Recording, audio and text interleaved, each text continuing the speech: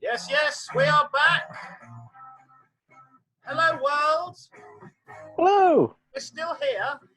Neither of us has COVID-19, HIV/AIDS, chlamydia. Although, looking at my colleague, I can't attest to either of the two latter, I'm afraid. It's cleared up. It's fine. Your AIDS has cleared up. Is that what they say? Yes. I remember seeing that movie in the 80s. The AIDS, it just cleared up. It was fine. Just a small case of the AIDS. Yes, the car show on your radio is back, blasting into the 21st century like a Scirocco out of the Mojave Desert. We are here, and like MGM, we now come in glorious Technicolor, and I believe Panavision, whatever Panavision was. Anyway, courtesy of Zoom, we now bring the show to you with added pictures, which means you can see why we really have faces for radio. Now, we've got a packed show for you this week. I'll be asking if cycling is the answer to our commuting woes, and whether the power of the pedal is the way we'll be getting from A to B in the future. I think you know my answer to that one. I'll also be turning the clock way back to the 1970s, growing a Zapata moustache, wearing suede driving gloves. They're better for reach. And in our classic car selection of the week, I'll be looking at a car that was Grandad's favourite, the much overlooked Triumph 2000 and 2500. We've also got all the news that doesn't feature the words corona, virus, or China in the news. And talking of global pandemics from Asia, here's Simon. Gee, thanks, Rich. That's just a vicious rumour. I'm not so much a global pandemic, more like hay fever. I'll make you cry and bung up your sinuses as well. That's correct. Yes, it's going to be a packed show and a great show this week. We'll be answering all your questions and queries in the mailbag, which, as per usual, is overflowing. And we have a couple of great driving roads in our Lost Highways feature. And we have an amazing competition this week, which we call a good grilling, because it's about grills. Oh, like the ones the rappers wear? No, they don't. They don't feature this week. So disappointed, back, really. Relax, and set your phasers to stun, and let's try take the Kessel Run in 12 parsnips. And I did say parsnips. Nice. I am Simon Sujuwan, and yes, sir, I can boogie, but I need a certain song. I can boogie, oogie, oogie all night long. Simon Sujuwan there, folks, and was, of course, the fourth member of the 1970s band Baccarat. I believe he was the vibraphone player. And I'm Richard Green, and we all came out to Montreux. Oh, hello. I've switched myself off. The audience would probably prefer that. I'm Richard Green, and we all came out to Montreux on the Lake Geneva shoreline. We made records with a mobile. We didn't have much time. Frank Zappa and the Mothers were at the place placed around, and then somebody stupid with a flare gun burnt the place to the ground, which pretty much sums up my time in the Swiss Fire Brigade. And this is Car-Boyz. Welcome to the show. Right, now, it's time for my weekly rant, where I go off on one and have a real moan. This week, my rant is questioning whether cycling really is the new black. Now, many years ago, I lived in Bangkok. I had a fold-up bike, and I used to cycle around the streets. Now, to say the bike was tiny was a joke. This little red bicycle had wheels of no more than about 12 inches in diameter. It had a small saddle, and the whole thing would fold up to the size of a walking stick. And it was an ingenious invention that allowed me to creep down the side streets or sois of Bangkok to get to the SkyTrain and the Metro Underground and still get into work at the TV station on time. People loved it. I had lots of fun trying not to hit potholes, stray dogs, and motorcyclists, because there isn't many commuting cyclists in Bangkok, and certainly not on tiny little fold-up bikes. But it was great. I lived about 3 kilometers from work, and it helped me get to and from my apartment to the studios in record time. It also saved me 50p each way in taxi fares. So that's £5 a week, which doesn't sound much, but in Bangkok, that can buy a lot of beer. Let me tell you, though, when the rainy season kicked in, I put my bike away. I have cycled that thing waist, and I mean literally waist deep in floodwater in Bangkok. And by waist, I mean, I'm dodging human waste while I'm waist deep in floating turds and condoms.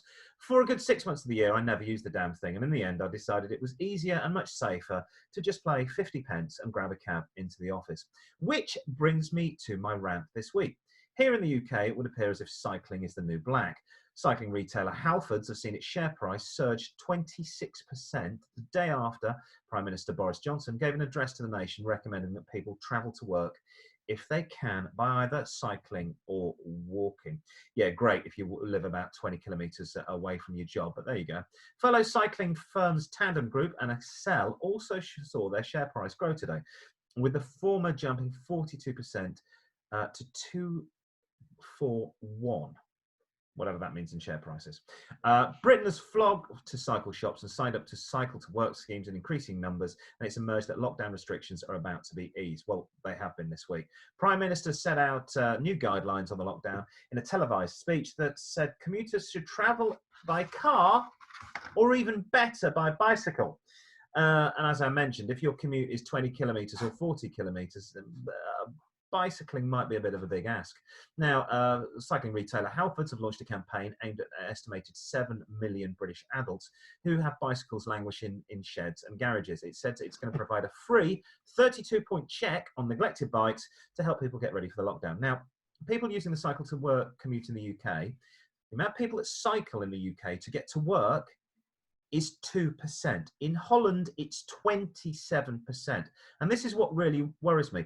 People in the UK don't know how to cycle. When I lived in the Far East, I understood the mantra of might is right. The small car gives away to the big bus. The motorbike gives away to the small car, and the moped gives away to the motorbike. The bigger you are, the more right you have to the road. Maybe not fair, but hey, life ain't fair. Hate to burst your bubble, you little snowflakes. Now, everybody knows this in Asia, and everybody knows how to cycle. You start off on a bike, you get a motor scooter, then a small car, and so on until you're very old, and you hopefully have a massive Mercedes or a truck. That's what happens in Southeast Asia. But in England, no one uses their bikes to commute. They use them for pleasure. Hence, we have no idea how to behave on the road. We almost certainly pull out in front of cars. We cycle like bloody idiots, 2 and 3 abreast. We almost certainly don't obey the traffic lights or the signals. We go straight through a red light. So I'd suggest if the highways and byways of the UK are to be flooded with cyclists, I don't think that's a bad thing. I personally own 3 bikes, but I would suggest people need to know how to ride them. So maybe it's time for people to have a driving test to ride a bike. Maybe it should be compulsory to wear a helmet. Maybe the bikes should be taxed, have a registration number, pay an annual insurance. As I said to a cyclist the other day who cut me up, hey buddy, I'm not the one who's going to get squashed, but I am certainly the one who pays for the road through my taxes. Look, cycling's a good thing, gets you healthy, but you can't let 500,000 idiots loose on the roads without expecting a large number of accidents. Now is the time for the government to draft new cycling laws whilst we're in lockdown before the insane take over the asylum. Any thoughts, Simon? Well, it's interesting because in my area, in my borough, they've put a whole load of cycle lanes, and I really mean there's loads and loads of cycle lanes, and yet even now, not many people are using it. No. So, and what's worse, this week, Mayor of London, Sadiq Khan, has announced because they needed money. The government said, "Yeah, you can have some money. You can have 1 billion pounds, but it's a loan. So it means now that they're increasing the congestion charge." Nice. So that's yes. what now. It's I was going to say pounds. It's £15, and it's Saturdays and Sundays. Now, if you're listening to abroad, you won't understand. The congestion charge is covers an area, a very, very small area. I will hasten to say, I used to commute to East London and never go into the congestion charge. I'd go down the A40, straight past Madame Tussauds, round by King's Cross Station and up into Islington without having to go through the congestion charge at all. But the bit of central London has the congestion charge, and yeah, as you've rightly said, it's gone up to £15. And also, it's gone till 10 o'clock at night now. So Brilliant, it's not now 7 o'clock; it's 10 o'clock. So this is at a time where there's hardly any tubes running. So there's no public transport. Yeah. If you live, I would suggest I'm about 12 miles from the centre of town. It is too far and too bloody dangerous to cycle. I would not attempt commuting that on a bicycle every day.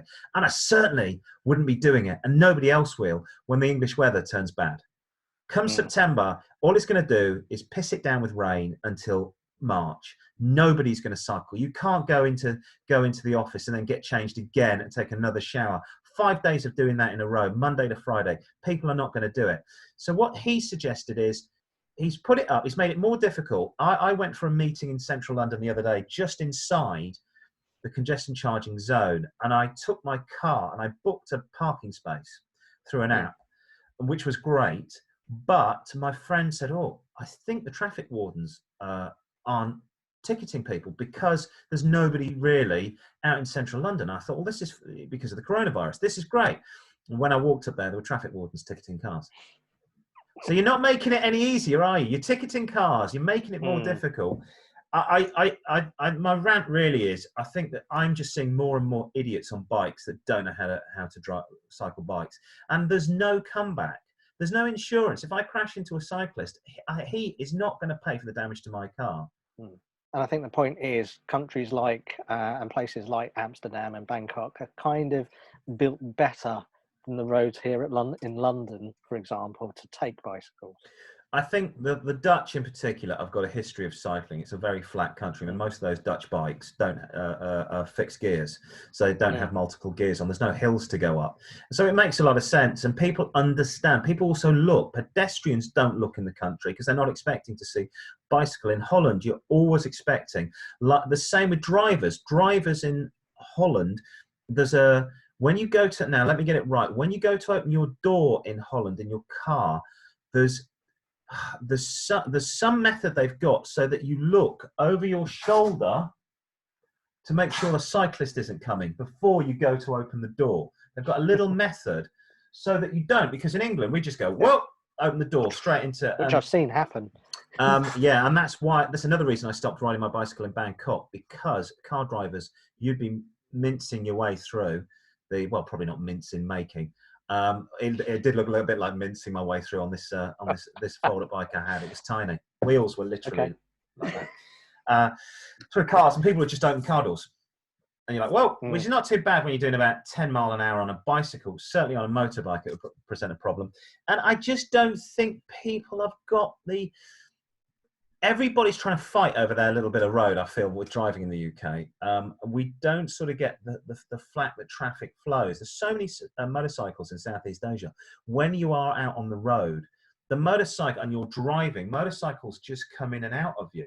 It's really, I can't explain it. There's no aggression. There's just like, okay, I'm going here, and you let them go off. And then when you're coming up behind them, they go, oh God, there's a car. So they just pull over and let you pass. And I'm like, this is all very zen and all very nice.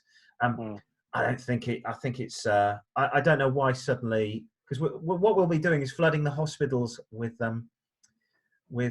cyclists and not coronavirus victims.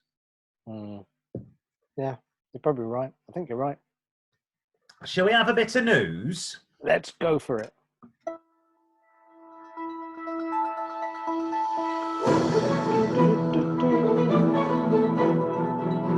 News.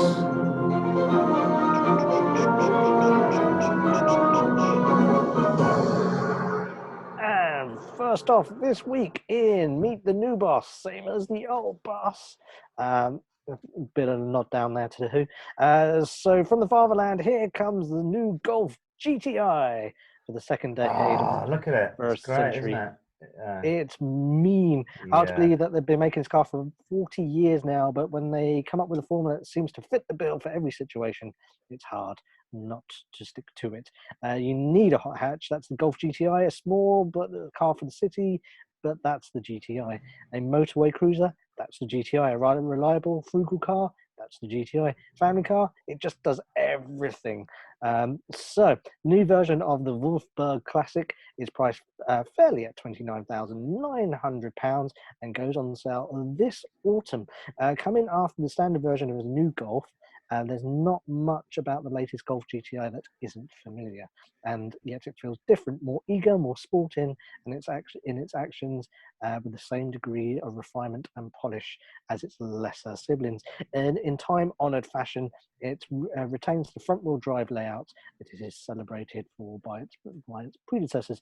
Up front, in the 2020 model runs the same turbocharged 2-litre 4-cylinder petrol engine as its predecessor.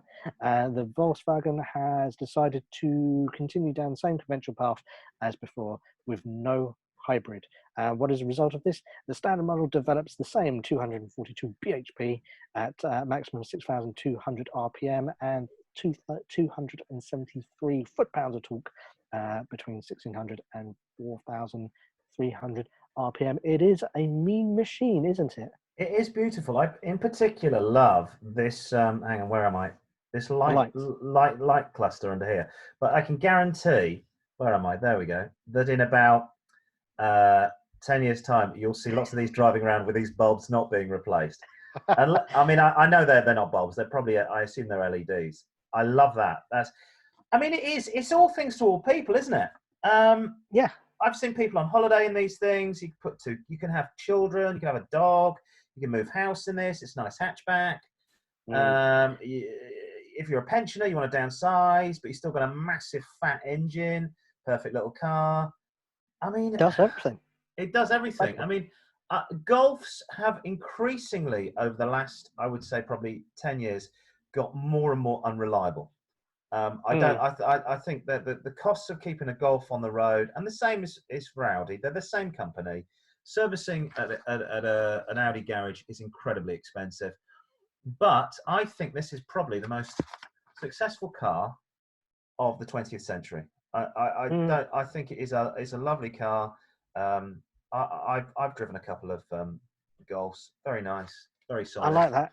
It's well proportioned, doesn't look overweight, and I think you could possibly wire up those lights to play a game of dominoes at traffic lights. Mate, you know, if you were possibly South Asian, you could have your Bhangra going, your blue underlights, and then those could be multicoloured, spinning round disco style. Yes. And the local Rosas would be pulling you over. The car that does it all. Yeah. That sounds great. Right, I can see you saving up your money now to go and buy one. Moving on, and in the smell of Musk news, Tesla boss. Yeah, you're saying it's good. It's good. It took me all week to write that. Tesla boss Elon Musk has won the right to keep his Tesla factory open in California. Employees arrived at the Gigafactory on Tuesday, defying a cease and desist order from the government. Sounds like from Judge Dredd. The you will obey the law. Sorry, I've disturbed people from remembering that Sylvester Stallone actually played Judge Dredd in the movie. The Alameda County Public Health Department announced on Twitter early on Wednesday that Fremont, California plant would be able to increase their minimum business operations this week and start making vehicles as long as delivered on worker and safety precautions. Now, it wasn't clear from the press release whether Tesla would face any punishment after the controversial CEO Elon Musk called the plant's 10,000 workers back on Monday instead of the Wednesday and restarted production in defiance of county orders. The release said Fremont police would verify whether Tesla was holding up its part of the agreement, adding that public health indicators have remained stable or improved for the factory to stay open. The plant in Fremont, south of San Francisco, had been closed since the 23rd of March. Efforts to prevent the spread of the coronavirus and Musk's full restart on Monday went against county orders. Workers could still be seen at the factory on Tuesday, and the car park was full of employees as car production continued despite going on dispute. It is full of cars. Well, it is a car factory. Early on Tuesday, Musk sent an email to all workers congratulating them on an honest day's work. He also accompanied them to the factory. He's a weird guy, isn't he, old Elon Musk? So, he's just had a kid as well, hasn't he? Yes. He just had a baby. And Tesla, and this is important, is the only car manufacturer to operate in California, and Musk had threatened previously to move operations out to Texas if he couldn't reopen his factory. Eccentric entrepreneur courted controversy last year when he smoked marijuana live on the Joe Rogan podcast. Shares dropped with the news and then rose higher than they had been before the news. I think that's absolutely brilliant. So he smokes dope, and the share price goes down, and then within about three days, the share price went up higher than they started the week at. Bizarre. Yeah. I think we can safely say that people who like Teslas like a toke. Man, I think we can safely say that. I hear California is a very difficult place to run a company as well. We were thinking this last night watching the Gogglebox. I saw an advert for Polestar, which is the Chinese company who sort of run in conjunction with Volvo, and they were advertising their new electric cars. I've never seen an advert for Tesla. Have you? No, I haven't. Interesting, isn't it? I don't think I have. No. So they just don't need to. So good to hear that Tesla are back open, and hopefully that will be more good news for the car industry. But I believe you've got some bad news. Yes, we've got some bad news for the car industry. The massive global effects of the coronavirus pandemic has had a huge impact on the car industry. Factories have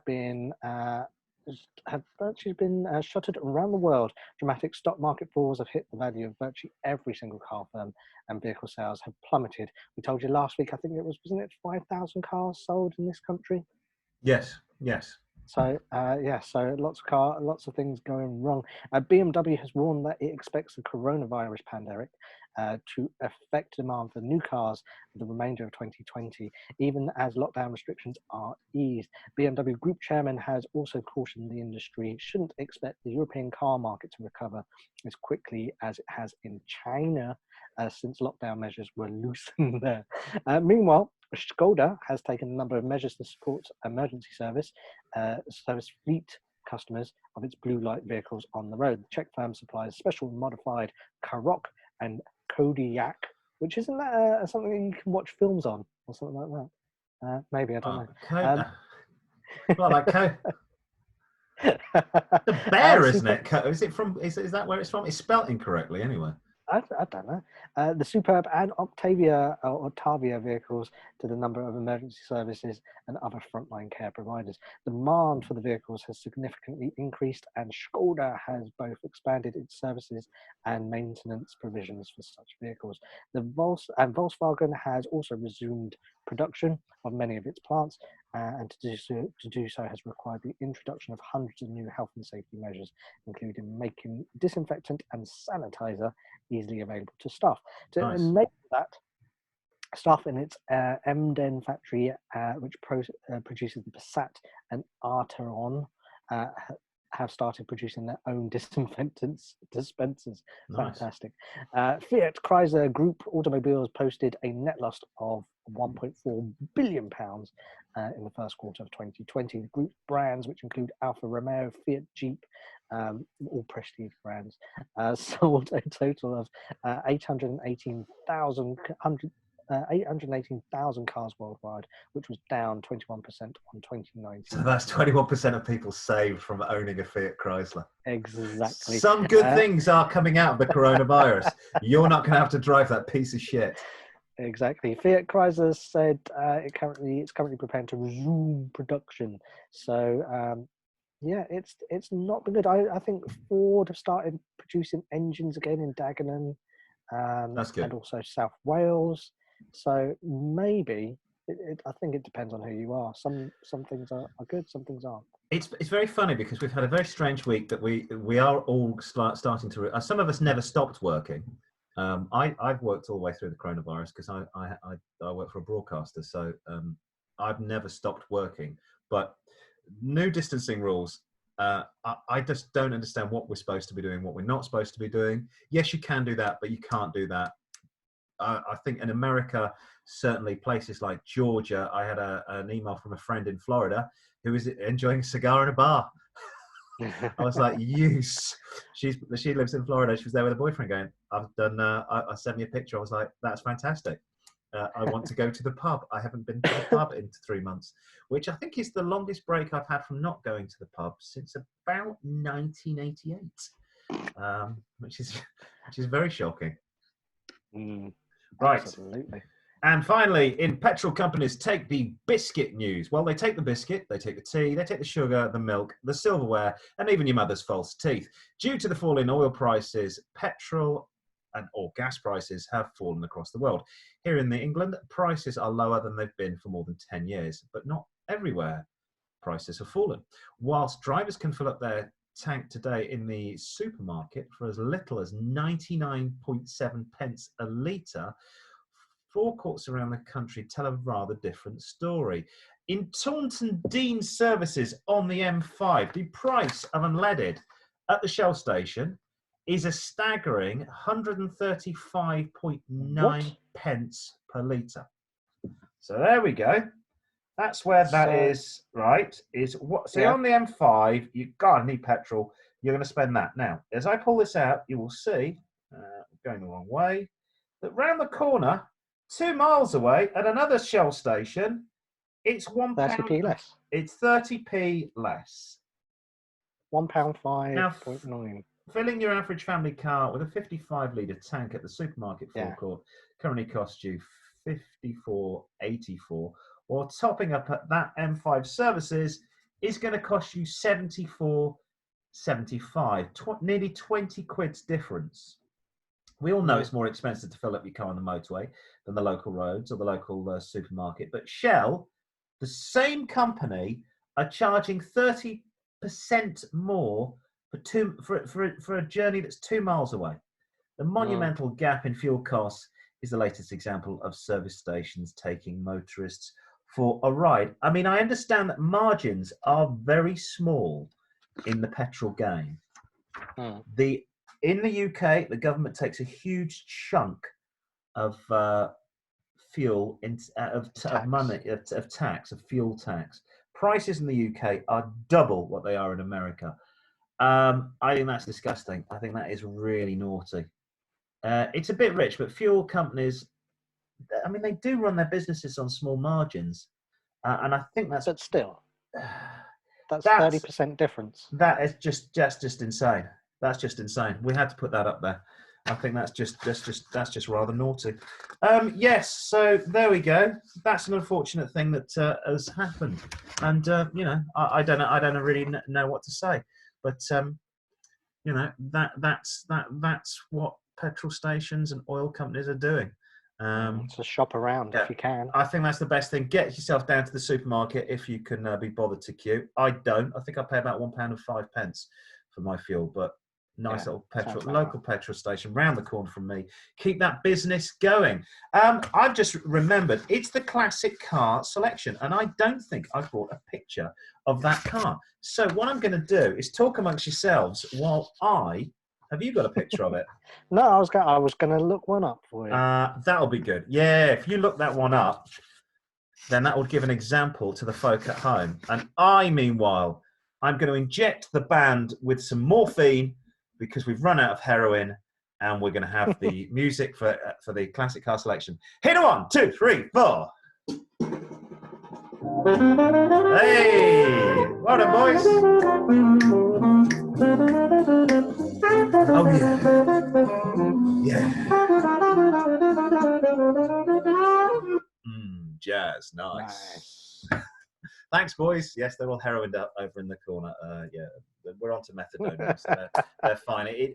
During this coronavirus, it's been very difficult to keep them supplied with regular amounts of filterless cigarettes, black coffee, and of course, heroin. Thanks, lads. Right, that's why they're still going. Yeah, that's why they're still going. It's the filterless cigarettes. Apparently, it stops you getting the coronavirus. Time now on the show to that and bleach. Time now on the show to open up the pages of time and take a look at a long-lost car that has the potential of being a future classic. There are no Ferraris, Bugattis, or Rolls-Royces on this show, just honest cars that would make a perfect classic for your Sunday afternoon drive whenever we are allowed to resume those. This week, we drag you back, kicking and screaming, to the 1970s and take you to a much overlooked car that we believe is an appreciating classic. The Mark II Triumph 2000 and 2500. There it is. What a beauty. We got a little bit of that's a bit, a little bit of shine. That's that. Yeah, Do you write? Yeah. I'll sort it out. Don't worry. Yes. This really is a saloon version of the much-loved T-top coupe that is the Triumph Stag. In fact, it was the designer of the Stag, Giovanni Michelotti, who was also the man behind the design and the creation of the Mark II Triumph Saloon. The Italian genius spent decades working with the design houses at Ferrari, Lancia, BMW, and Maserati. This was a man with a strong pedigree behind him. Ooh, look at those lights at the front, lovely. This car was the last big Triumph and has been forgotten by history, but for a brief period in the 1970s, this was one of the nicest drives around. The Mark II was launched in October of 1969, updating the car for the 1970s. The front of the car followed the lines of the then upcoming Triumph Stag Grand Tourer. There were entry levels of the 2000 models. They were the most plentiful, but the remainder of the range consisted of a 2500, 2500 TC, and 2500 PI models. Apart from the PI, which was petrol injection model, all the Triumph 2000 and 2500 had twin Stromberg or SU carbs. The TC suffix on some models can be seen as misleading. This, in respect, it stood for a higher equipment level. In June 75, the 2500S model had 14-inch wheels, which seem tiny now. Anti-roll bar was added. It was replaced with the 2.5 PI, which quietly disappeared from the showrooms 2 months earlier. This marked the end of fuel-injected carburetors for the car, but improved acceleration was aimed with the twin carburetor of the 2500S and its slightly less expensive TC siblings. The new versions featured an extensive list of other mostly minor improvements, which was the most significant of these, affected the ride and the handling.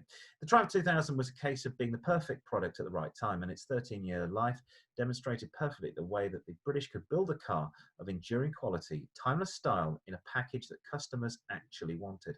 The decline of the Triumph marque during the late 70s was in no way attributed to the 2000 to 2500, but simply because there was no space for it in Leyland's car range, given that the company's declining market share. Eventually, the saloon was replaced by Leyland's commitment to the Rover SD1. Well, what do you think? What do you look for when buying one of these cars? Well, for a start, it's now more than 40 years old, so this car needs to be handled with care and attention. It's not a daily driver. Again, our mantra on the classic car selection is buy the best you can with the most amount of money you have. These cars can be money pits, especially if you find an example with plenty of rust.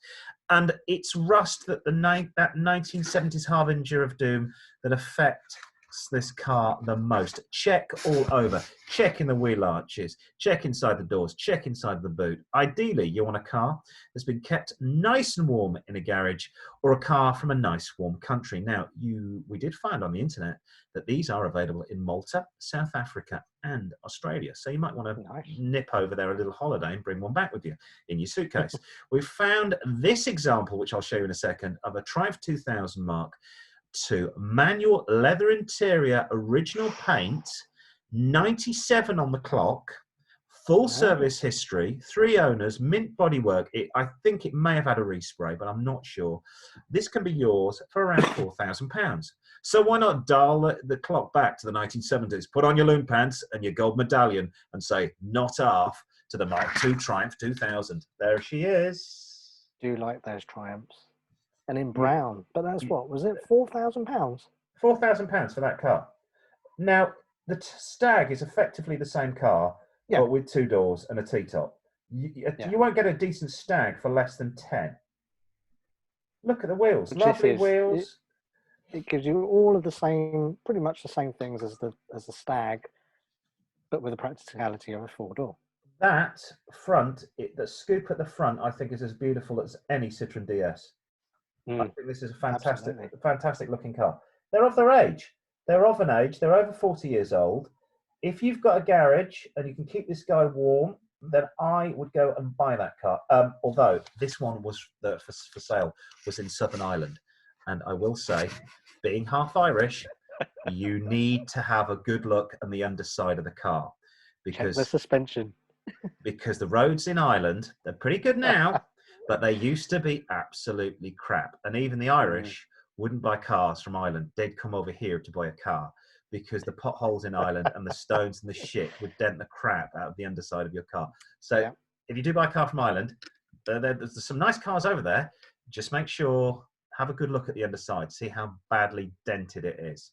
Especially if you were driving that Mark II Triumph around in 1980s and 70s Ireland, then you might be finding yourself with a rather dented car. That being said, the Triumph 2000, I always see it. I don't think my granddad had one, but I always think it's my granddad's car.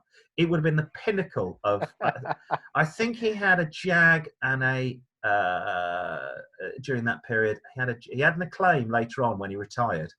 Okay. Yeah, Triumph Acclaim, which is effectively a Honda Accord. Granddad, come on.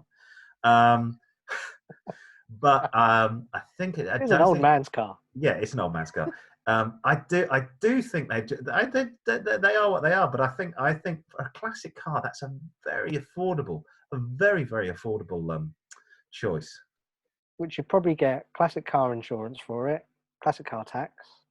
Well, you're going to pay no tax on that at all in the Yeah. UK. Obviously, if you are watching in America, it's going to be very, very different. Then I probably wouldn't buy one of these if you were in America, because getting the parts for a 40-year-old Triumph is going to be rare as hen's teeth. Although, that being said, the internet exists. There's plenty of people in the UK that drive big, fat American cars, Impalas and Mustangs, and they just get the stuff shipped over from the States. So there is a very enthusiastic Triumph Owners Club websites. That's the place to buy one of these cars, and then get friendly with those people and go and do once or twice a year, go on the local classic car rallies, get chatting to them, and that's good, because then you can start to pick up the trim, because the trim is the stuff you're not going to be able to get hold of very easily. But there's always somebody flogging, I've got this bit off a dash, and we had one, but I've got another one. My uncle was always a classic car guy, and he always had a second car of the one he was working on in his backyard. Like he'd go, it's like a donor car. They always have. I remember him ripping to bits P1800 Volvo, and he had the donor car on. It was actually my grandmother's backyard, and me and my brother found two air pistols in the boot of this thing. It was great. We had fun. We had fun shooting at the bodywork of that. That's your classic car selection. Should we do some Lost Highways? Yes, bring the band back. Hey, come on, lads.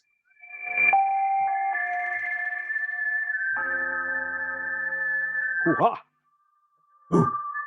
Well, going all country and west on us. Here they go. Yes, time now on the show. Oh, sorry, you're doing this bit. Apologies. That music, of course, signifies it is the time of the show where our feature is, where listeners email in and give us their favourite roads and the reasons why they love them. It could be a quite coastal road that leads down to the sea. Alternatively, it could be a straight 2-lane blacktop that leads to infinity. Nice. Invites you to gun the pedal to the metal. Yeah. Whatever your poison is, let us know your perfect driving road here at Car-Boyz. What's the details? How can people get in touch with us? Hang on a second. You can. I should know this off by heart. You can. I know. I'm useless. It's like I'm used to working at a radio station where it's gaffer taped to a wall. You can email the Car-Boyz at car-boys at outlook.com. That's car-boys at outlook.com. We're on Facebook, car-boys at Car-Boyz, 4 Zs at the end. Car-Boyz, all with a Z. We're stuck in the 1990s. Twitter, car-boys with a Z at car_boys with a Z. And I believe we're on the Instagramming. Yes, it's car_boys with 3 Zs. Fantastic. So first up this week, Bernard from Carlsbad, just north of San Diego in California. He says, great show, boys. Thank you very much. Thank you. Checks in the post. He says, if you want a great driving ride under your belt, you need to check out the PCH, otherwise known as the Pacific Coast Highway, which goes from Morro Bay to Carmel by the sea. I knew her well. Nice. This section of the California Highway 1 is the best drive in the state, and it may just be one of the most famous, 155 miles an hour, 150 miles in the world. It's undoubtedly the most photographed, talked about, and most dreamed about route in the Golden State, and there's Rich holding a picture up of it. It's all about the scenery on the big surf drive, with the highway tracing the curvaceous coastline and the Pacific Ocean crashing onto the rocks. Driving on this road can be nerve-wracking. Some returns are so tight you feel like you can see your own tail lights. Oh, That is when you're not fretting about whether you're going to veer off the side of the road and end up in the ocean at the bottom of those sheer cliffs. And to minimise the drama, start at Morro Bay and drive north, which puts your vehicle on the land side of the highway, which is preferably the way you want to be. And the 120-mile distance seems short, but photo opportunities, hairpin turns, and slow-moving drivers combine to make the trip take up to twice as long as you might expect. The best time to go is in the spring and fall, which is autumn here in the UK, when the sky is at its clearest. In summer, the coast is subject to coastal fog called June gloom. June Gloom. I think I went to school with June Gloom. Yes, that's what I was thinking. June gloom. The roads get crowded. June, June, and there's a few places to pass those slowly moving vehicles. In winter, mudslides can also be on close to the Highway 1 for weeks to months at a time. If you want to make the trip in 2 days, you want to stop to spend more time in Morro Bay. I think that's where this is. You can also spend a day or more exploring Carmel by the Sea, where Clint Eastwood was once the town's mayor. If you didn't know that. If you can find food, and restrooms at Ragged Point, Gorda, and the Big Sur village. Big Sur village. Purchase gasoline in either Carmel or Morro Bay. If you're driving an electric vehicle, charge up in Big Sur village or Cambria, which is 75 miles apart. So hopefully your electric vehicle will be able to make it. Yeah, well, yeah, maybe not. Not on a cold day. Not if June Gloom is around. Hello, June. How are you? June. All I can think of is a beige princess. If you did watch television in the 90s, yes, Terry Scott. Did watch television in Britain in the 1970s and 1980s. There was a show called Terry and June, and the lead character, the male character, Terry Scott, drove a beige 1970s princess, I think, with a brown vinyl roof. June Gloom. Yes. That is yeah. I mean, that's got to be one of the most classic drives of all time. The PH. I would say actually, talking to a friend who lives all the way down in Huntington Beach in Los Angeles, she said, if you want to do she was informing me there's been lots of landslides. With people losing property. I think it was about 3 years ago. In Santa Barbara way, and lots of the PHC was disappearing. She's told me if you want to do the PCH, you've got to do it now, but now rather than later, because they might have to take the road inland. Because effectively, all of this is falling into the sea. Yeah. And it's the June gloom that's eroding it. I think June is very gloomy and causing erosion. Anyway, that sounds. Thank you very much for that, Bernard, or as we say in England, Bernard. But now moving to, I thought that said Arnie from Edinburgh. Stick around. Amy from Edinburgh. She says hello. Okay. She writes to the show to tell us of a great road down under, namely New Zealand's Milford Road. Oh, I hope it's full of Fords. Roads. Yes, roads. Well, you get to a certain age, Simon. Not only is one of the most scenic roads in New Zealand, but the Milford Road is is one of the most scenic roads in the world, period, she says. Are you sure you're from Edinburgh, Amy? Maybe she's an ex-American. Period's a bit American. Beginning at Te Anu, I know that because I'm obviously... I've spent time there. This stretch of the highway heads deep into the remote Fiordland National Park, eventually leading to an awe-inspiring Milford Sound. The windy road is incredibly dramatic and takes you through some of the most impressive landscapes you'll see on your trip, including glacier-carved valleys, the reflective mirror lakes, and dense, lush rainforest, the Homer Tunnel. Oh. Marge, a single lane 1200 meter tunnel that's literally been hacked through the center of the mountain that signals your descent into Milford Sound and gets the adrenaline pumping like nothing else. It'll be quite cool to go through there with something quite loud like a Ferrari. The best thing about Milford Sound is the rain. That's thousands of waterfalls that appear all over the sheer rock faces gushing down into the water below. It's absolutely magical to witness this if you're there to see it. Count yourself lucky. Within a couple of hours of the rain stopping, the waterfalls drying up, leaving only 2 permanent waterfalls remaining. So you want to go there when it's raining, apparently. So her advice is to take waterproofs, because if you get out of the car, you're going to get wet. But if she lives in Edinburgh, she's used to bad weather anyway, I assume. So that sounds good. Milford Road. There you go, Milford Sound, which is for all your hi-fi needs. Yes. I know that was Richard Sound, wasn't it? I do, and I know you're partial to a road or two yourself, Sam. Right, here we go. This is what Milford Sound looks like. How pretty is that? Picturesque. Very, very nice. pretty. In fact, I was showing my daughter this morning, and she was like, "Daddy, I really want to go there." And I was like, "Yeah, it's cold and it's New Zealand. So if I've got money, I go to where the coconuts grow. I don't go to bloody New Zealand. No offense, New Zealand, you're lovely, but you don't have coconuts. Yes. I can't get brown on the beaches of New Zealand, just cold. But I suppose if you're over there, my brother did about 6 months going around a camper van in New Zealand, and Okay. yeah, he loved it. He's really into Lord of the Rings and all that malarkey, so he went out there to see that, and that truly is very, very pretty and picturesque. So maybe if you want to get your driving road, because it doesn't have to be very long. It doesn't have to be a famous one like the PCH. It could be literally be the road outside your house. If you think that's a great road to go driving on, tell us about it. Email the show, car-boys@outlook.com, or leave us your suggestions on the Facebook page. It's car-boys with a Z, always with a Z, at Car-Boys with 4 Zs. Simon, it's time now on the show where we open the correspondence and delve into the scary world of the mailbag. And this week, it's fit to burst.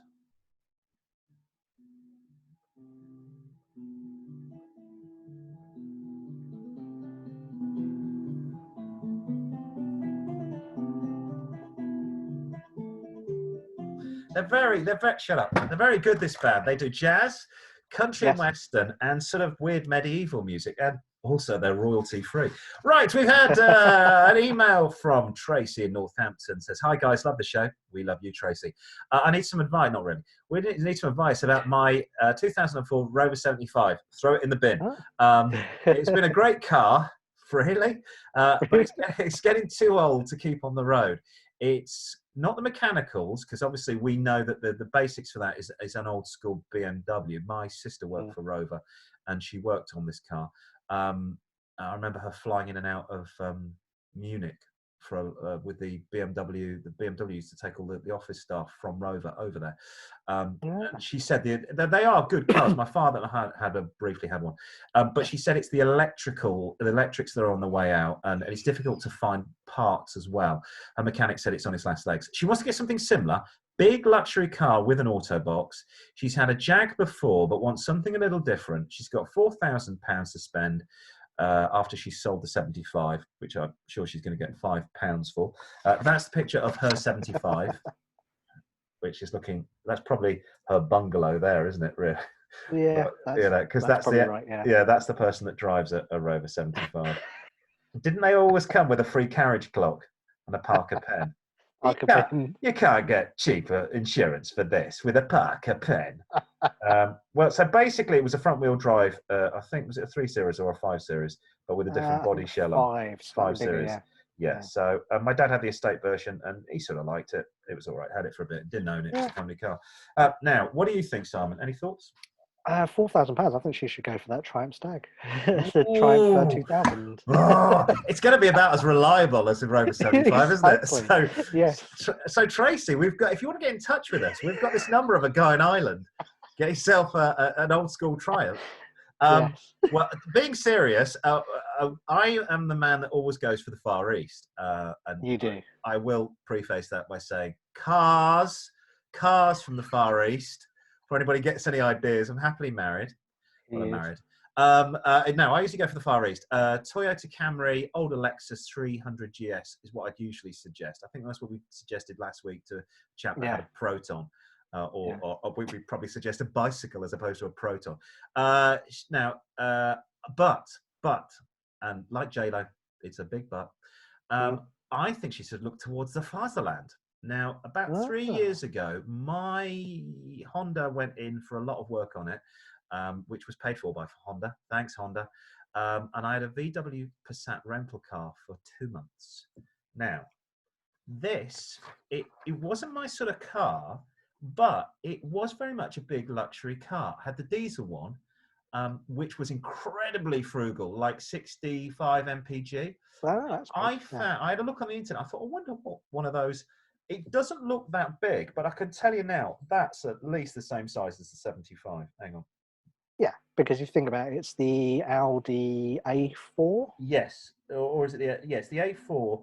Is it the Octavia or is it the It is the Superbus? Octavia. Now, Superb, slightly bigger. Passats always used to be quite tiny. This one isn't.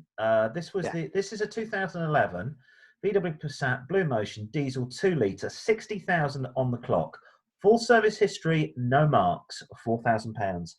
And I didn't like the drive of it. It was for me. It was too bouncy.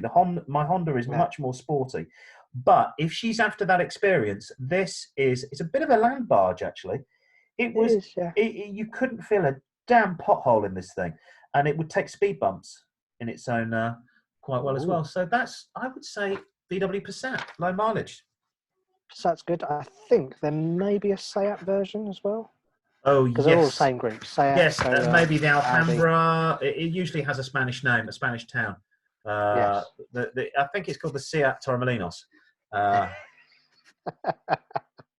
The Seat, there's certainly a Seat Marbella, and maybe the Seat Benidorm or something. It'll be something Spanishy. So but I'd go Seat. But honestly, the Passat, it really, and you know what she'll like, and I absolutely hate it. It has a real clock inside it, like the Rover 75.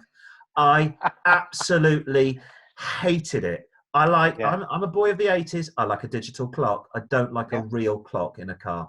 I want a digital clock. So there you go. I think we should go for the VW Passat. Mm-hmm. Meanwhile, we've had another correspondence, this time from Charlie, is in the Boulder, Colorado.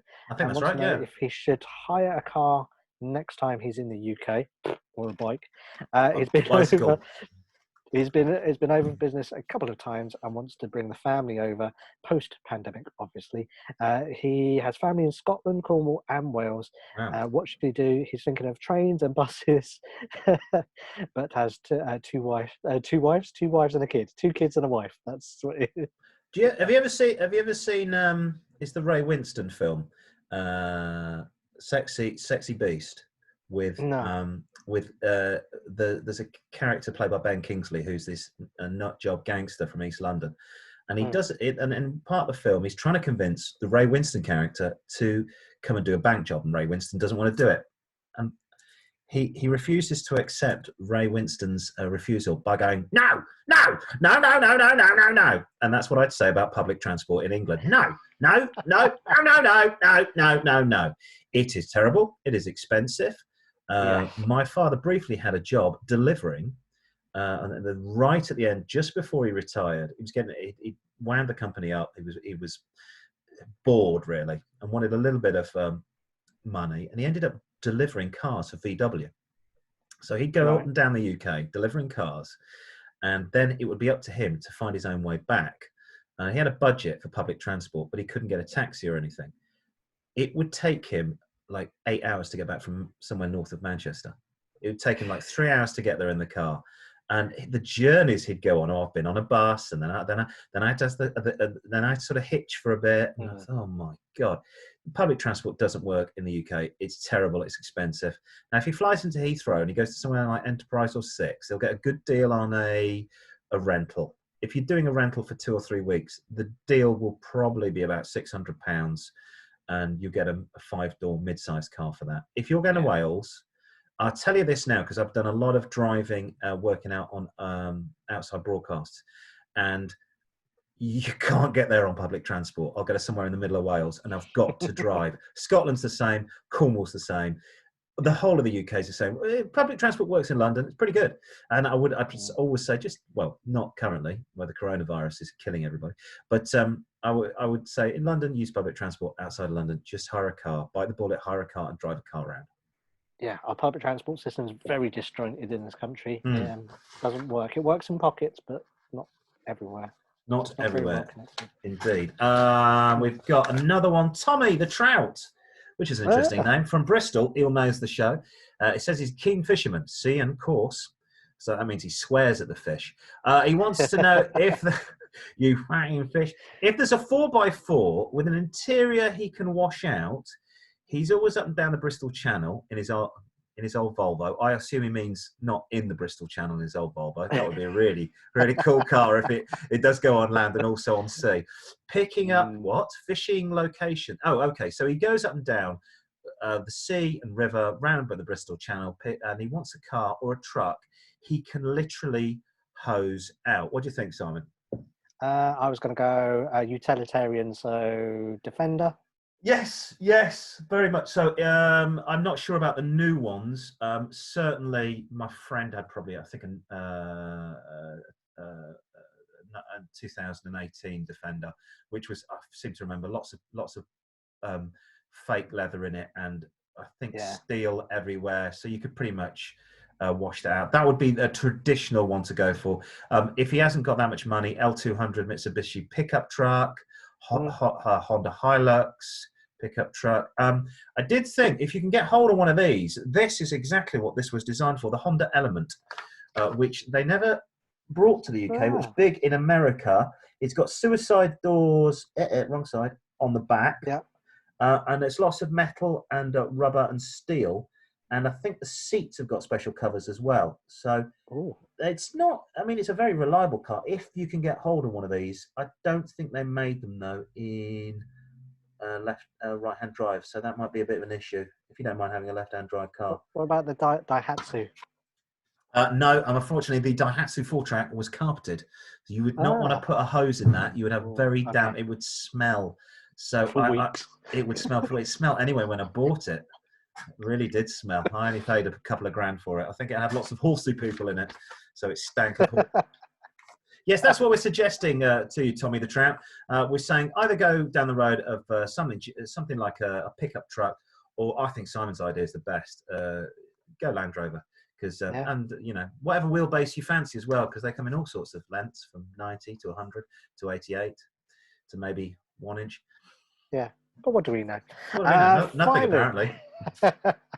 Finally, we got an email from Stevie Knox in London. She wants to know, should she buy or lease a car? What's the deal? So I've had no experience with leasing a car. Have you not? Ever bought. No. I think, I mean, is it Stevie Knox from Fleetwood Mac? I don't think so. I've never done it myself. She's not really put down what her budget is. I would always buy. Now, leasing's great and it's easy. Costs you more in the long term. A lease car is going to cost you a minimum of £150 a month. And that'll be for a really nasty Dacia. I mean, a good one, you want something like an Audi, 200 to 250. Then after 12 months, you could have bought your own car for 2,500. That's what I don't understand, why people lease. Leasing makes sense if you've got lots of money and you want a really expensive car and you can write it off as expenses. Maybe you own your own company. For the average Joe, forget it, because you're still going to have to insure the car. You still have to put fuel in the car. You're still going to have to get it serviced. When you return the car after leasing after 2 years, you've got to make sure that it's got no dents in it. And to be honest, if you just put pen and paper and work it out, if you lease a car for 2 years at 2,500 a year, that's £5 grand. £5 grand is going to get you a nice car that you'll actually own. All right, you got all the headaches, but you know what? Life's a headache.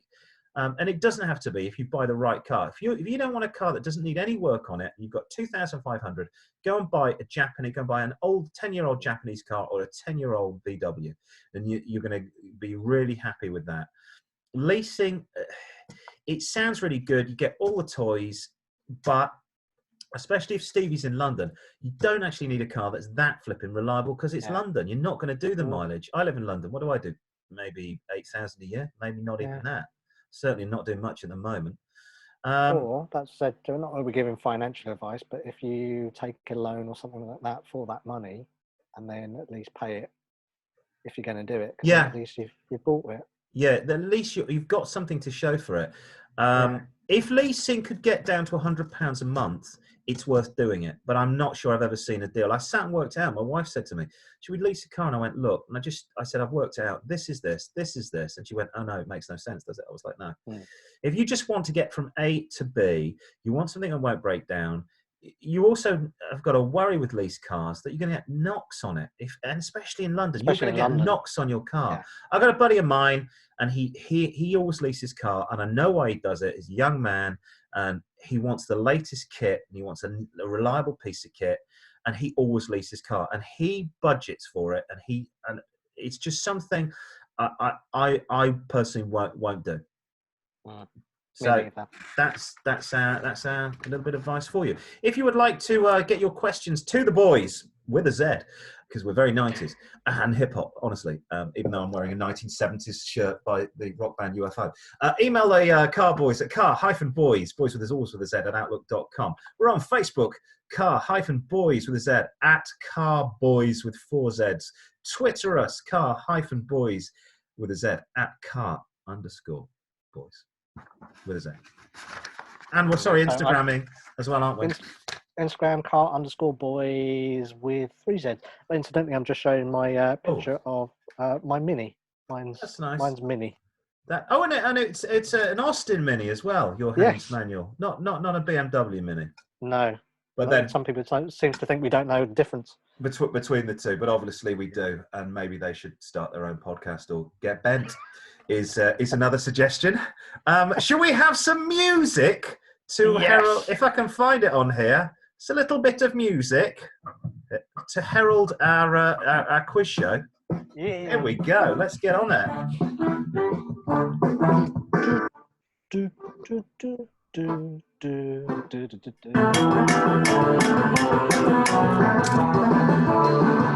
Yay! Thank you. It needs some cowbell, doesn't it? It always, everything, like Christopher Walken says, everything sounds better with cowbell. Cowbell. More cowbell. That's what you need on the show. It is. Thank you. It's this week's quiz. Maybe our hardest yet. We all sit in traffic while we do in London, and we watch cars oncoming. Not at the moment, mate. Where have you been? Oh, sorry, you haven't been out of your house for 4 months. We watch oncoming cars and look in our rearview mirrors. But how observant are you? Because this week's quiz, we have a contestant all the way from Cortina 19-3, Southwest London. It's Richard. Yeah, how you doing, Richard? I'm okay. The Cortina free zone is fantastic. It's because I live around lots of middle-class people who cover their children in hand wash every morning. So we're all Corona 19 free. So this week, what we're going to do is I'm going to show you a picture of a car grille to make this slightly easier. Cool. I have given you a bit more clues on some of the others, so I've included a bit of a light or something like that. Okay. All you have to do, you get a point for the manufacturer and another point for the model. So it's okay, sounds good. Up for grab this week. So car number 1, what car is this? Okay. Oh, it's a Mini. It is. And you know what? It's not an Austin Mini or a BL Mini. It's a new German Mini made by BMW, but still in Oxford, where they used to make Minis. Is that correct? It is a Mini. It is a Mini. Hey, is it a new Mini, Simon? Oh no, it's a Rover Mini. They're still going on. They're new Minis, aren't they? Yeah, that's it. Rover Mini. It's a Mini. Two points. Hey. What's the prize, by the way? Otherwise, I won't. I'm putting a lot of effort into this. It's Cortina. I get a Cortina. Not Cortina 19, just a Cortina. Just a Cortina. That'll do. I fancy one of those. Well, it's because it's quite tough this week. Speaking of tough, this next one is quite tough. So. What clues can I give you that? It looks like... Hang on. It looks like a female body part. But it was so ugly that the car manufacturer, he named it after his son, Uncle Henry. So it's a Ford. It's an Edsel. It is an Edsel, correct. 2 points. If you turn it on its side, that's the way apparently Japanese ladies are. I'm only a rumor. I'm not. It's not that way. It's that way. So correct, 4 points so Right. far. Two out of Excellent. two. Cool. So something from Europe. What is this car? It's Alpha. It's I'm gonna get it's an Alfa Romeo Fulvia. Fulvia. Oh, that would have been a good guess, actually. Yeah, you quite. It looks like it's something slightly more north of Europe, Northern Europe. Northern Europe. Oh, it's a What? Saab. Sorry, It apologies. is. It's a Saab. It is a Yeah, Saab. it's a Saab. Saab. Do you know what model? 96. It is a Saab 96. Well Hey, done. Very nice. good. I even photoshopped Beautiful. the badge where it said Saab. Nice. Well done, mate. Excellent. Do like a No, Saab. no expense there. So 3 Excellent. out of 3, Cool. 6 points. So going back to the 80s now, what is this car? What clue can I give you? Andrew Ridgeley famously crashed one. It's a Renault, isn't it? It is a Renault, so There's a 1 point for the Renault. Renault, not Clio, Renault. So it had been before the Clio. Renault 4. One more try. What number comes after 4? Renault 5, sorry, Renault 5. Renault 5, Yeah, yes. what am I thinking? It's a Renault 5. Hot there hatch. it is in all its glory. One of the original Renault, hot hatches. Renault 5 GT Turbo. I believe they rusted from the bottom up, like all good French cars. So well done. Yes, 2 points for that. This is an easy one. What car is this? It's a BMW. Give me a bit of grim. Yeah. It's a BMW on a 2002. Let's see if you're right. Come on. Absolutely yes, right. Nice. BMW 2002. Beautiful looking car. We've got a guy around here that's got an automatic, and it does look beautiful. The shark nose at the front. Yes. Looks brilliant. Beautiful car with the kidney BMW grill. So Yes. you may have found some guns in this one. Let's see, what car is this? I believe that's a Volvo P1800. That my see if you're right. Yeah. Yeah. That's it. And actually, it was the one. It was a white one that my uncle was using as a donor car when we found the guns in the boot. I think they've been left there by Roger Moore. I was going to say, did anybody number plate ST1 on it? Yes. Excuse me. Has anybody seen my? I've left my 2 air pistols in the back of this when I was the Saint. Well right. done. So actually, By you've got my eyebrows. Fantastic. Yeah, is that it? Good.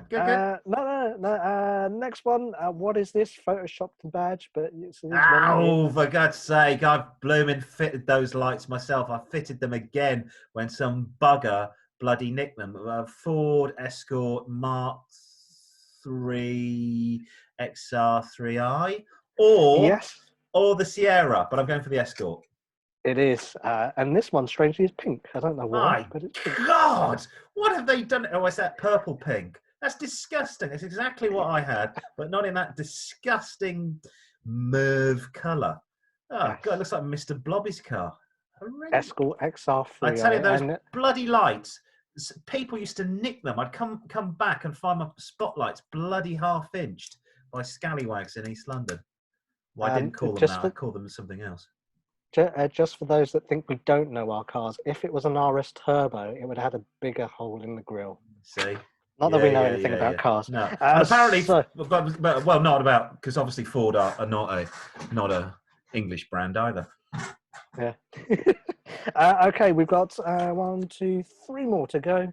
What is this? Oh, it's a Rover P6. It is a Rover.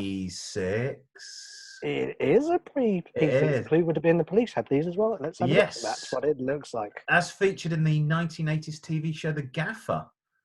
Ooh. He had one of those. Yeah, and he had and it had on the spares on the boot. The boot lid. On the top. Yeah. Very cool. I got taken out by my uncle who was a car dealer for a Sunday afternoon drive in one of those. And that's probably about 40 odd years ago. And they also used to do it in the 3.5 litre V8 version. Yes, nice, fat one. I think Margaret Thatcher had one of those. 2 more to go. What is this? Mark II Jag. Yeah, it is. Absolutely right. Yeah. Mark II Jag. Yes, fantastic. That my Uncle Sid had. Lovely car. Gangster's car. Not that Uncle Sid was a gangster. I think he ran a small chain of very successful DIY shops. So he could have said that. And last but not least, you've got them all Fantastic. right. Yep. So end on a high. Tell me what this is. Oh, it's a frog-eyed sprite. It is. Absolutely right. Let's have a look. Yay. There you Cute. go. It's a cute little car. It's a little car with a smiley face. Hello, if it says.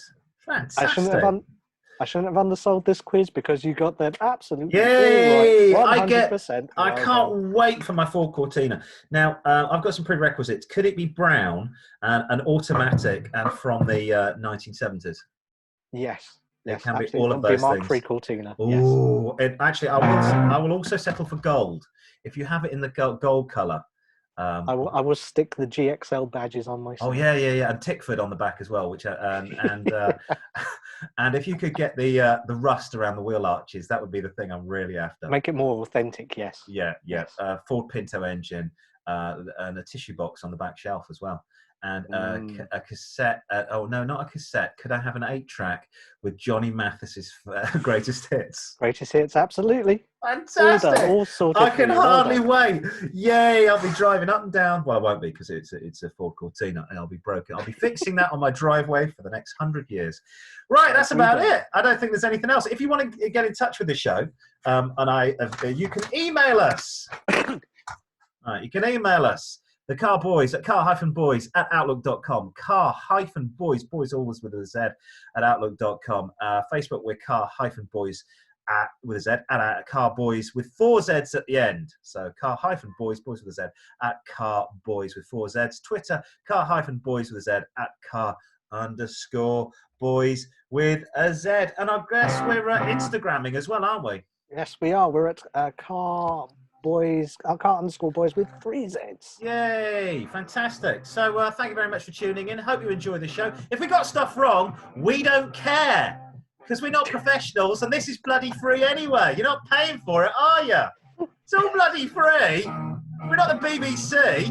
We're not charging you. There's no advertising apart from the great rock band UFO and 1970s minis over here. Thank you very much. We'll see you next time. Bye-bye and get bent. Bye-bye.